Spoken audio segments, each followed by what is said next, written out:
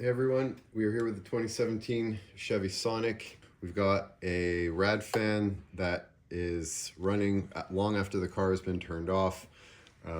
Car's running like shit. And we have two engine codes. We got P111E, which is engine coolant temperature not plausible,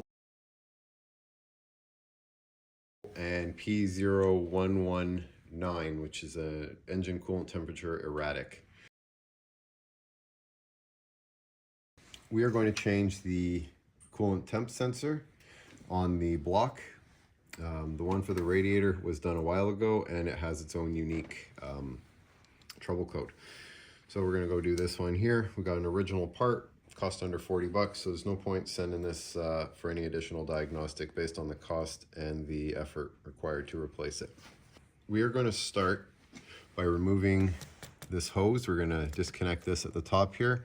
Gives us a little more room to work, and for me a little more room to record. So we're going to take a 7mm and we're going to open up this band clamp here.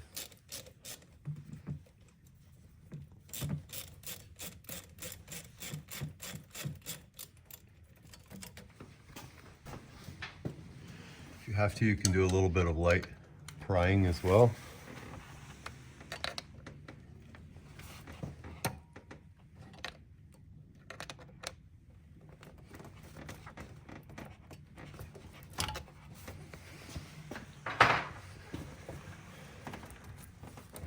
This, fold it here, and wedge it between the tank and the computer.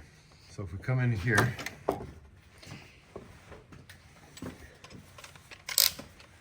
this is the sensor we're replacing.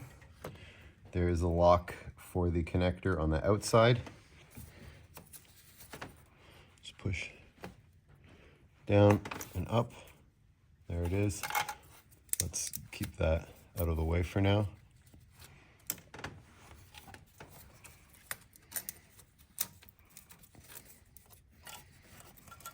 And all we have to do is lift up this hook clip, pull this out, put the new one in. I don't know how much coolant is going to come out of here, but I'm expecting some. So we have our new original part. There's your part number. That's what it looks like. Comes with a new seals, nothing to prep or do to this, just throw it in. I'm going to take some long needle nose pliers. I'm going to pull this clip out. This sensor does go in anyway, but it does need to be up in order to reconnect it. And this clip here is symmetrical, so it can go in, this can go in either way.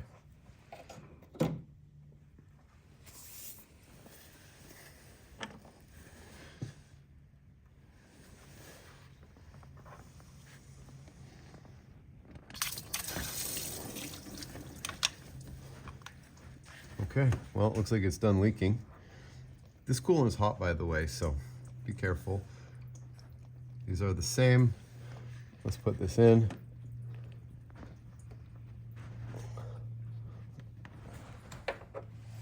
You push it in, you have to get it past the gold. So it's going to connect in here. I can still see gold through the pins, so I'm going to push this in forward. You're going to need probably two hands. Push in and down. There. Clips on, and when it is on, you can rotate this 360 degrees and it won't back out. Let's run this back through its original path.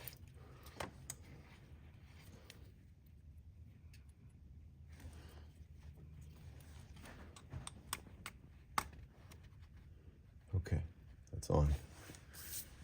Now before we reconnect this hose, we're going to clean up some of this coolant. We're not going to bother recording that. We're just going to try to dilute it with some water and maybe blow some of that out of there. So we'll be right back. All right, so we cleaned off the area, some fresh water. Looks good enough. Now all we have to do is put this back on before we bleed the coolant.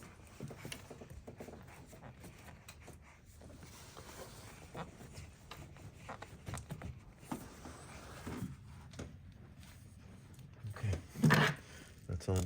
Okay.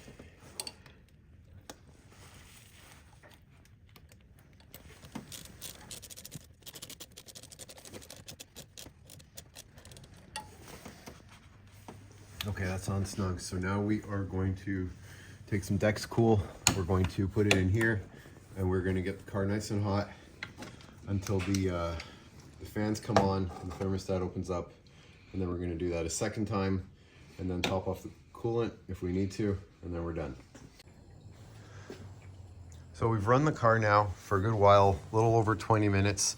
The cap was off the whole time. We had the fan on and the heat set to full. This eventually will boil over, make a mess.